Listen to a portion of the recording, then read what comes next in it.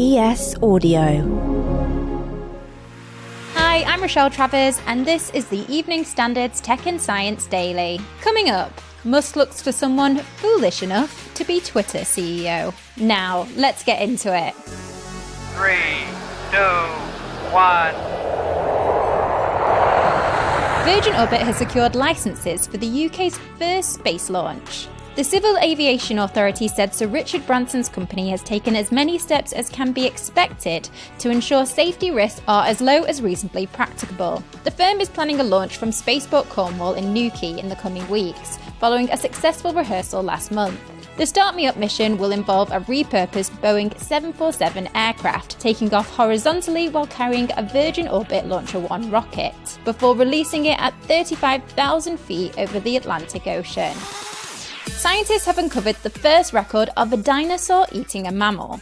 This dinosaur is a little carnivore called Microraptor. It was actually really closely related to birds, and it would have been fully feathered. It would have looked quite similar to a crow, about the same size and with black feathering, though with long feathers on the arms and on the legs. And it hung around in the trees about 120 million years ago. That's Dr. David Hone, reader in zoology at Queen Mary University of London and lead author of the paper. The creature was from China, and inside it, between and under the ribs, is a small mammal that lived at the same time. Finding bones of another animal inside a dinosaur, or indeed, other animals in the fossil record, is really quite unusual. And so to have this direct evidence that this Microraptor definitely ate a mammal is really quite important. Dr. Hone says that while this mammal would absolutely not have been a human ancestor, we can look back at some of our ancient relatives as being a meal for some hungry dinosaurs. One of the reasons this is really quite neat is we have other specimens of Microraptor, one having eaten a bird, one having eaten a fish, and one having eaten a lizard.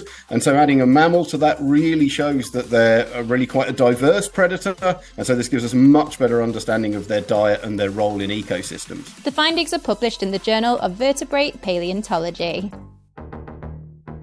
Now, earlier this week on Tech and Science Daily, we told you about Musk's poll gone wrong. Well, he has finally now spoken out since the results and says he will step down as Twitter CEO as soon as he finds someone foolish enough to take the job. The billionaire promised to abide by the result of his poll conducted on the platform, which saw 57.5% of people say yes to him quitting the role, with more than 17.5 million votes cast overall. Musk says he will still run the software and servers teams after his replacement is found. It looks like the end of the road for NASA's InSight Mars lander. It's gone dark after 4 years on the red planet. The announcement comes after the space agency said earlier this week that it did not respond to communications from Earth. Its power had been declining for months. Since landing on Mars in November 2018, it has shed valuable insights on several geological phenomena on the planet. NASA says it will continue to try and establish contact. Kew Gardens have revealed their top new-to-science plant and fungal species in 2022. One of the standouts is a rare hedgehog fungus named after Queen Elizabeth II. Just the namesake everyone wants, I'm sure.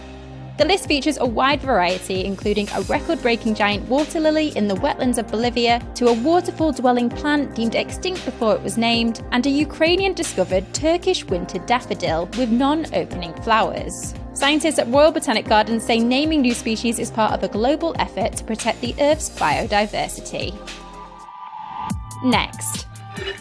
Archaeologists believe they have pinpointed a tomb of Jesus' midwife in an Israeli forest. Located in the hills southwest of Jerusalem, the cave was first found and excavated decades ago by an Israeli archaeologist, but is now under excavation by a different team as part of a heritage trail development project in the region. The burial cave complex dates back to around the 1st century AD, but it was later associated by local Christians with Salome, the midwife of Jesus in the Gospels.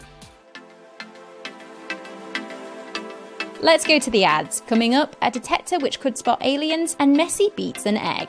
Whilst you're here, why not give us a rate and follow?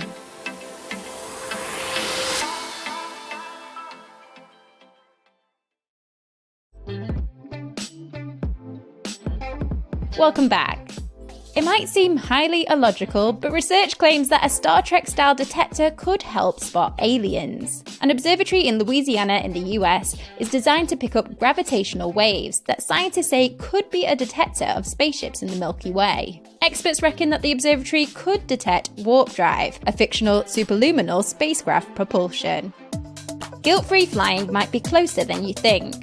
Rolls-Royce has finished building its £500 million UltraFan demonstrator engine that's designed to run on sustainable fuel. The UltraFan has now been moved to a £90 million purpose-built testbed, and the first test is due to take place in 2023, with a view to installing it on aircrafts in the 2030s. And finally, Argentina football fans there celebrating their incredible World Cup win. But as well as that much-desired trophy, Captain Lionel Messi has just got another impressive accolade. He's beaten an egg to be the most liked picture ever on Instagram. His photo of him lifting the World Cup after the final has received over 61 million likes, surpassing the previous record holder, the well-known picture of an egg, which somehow got 56.6 million.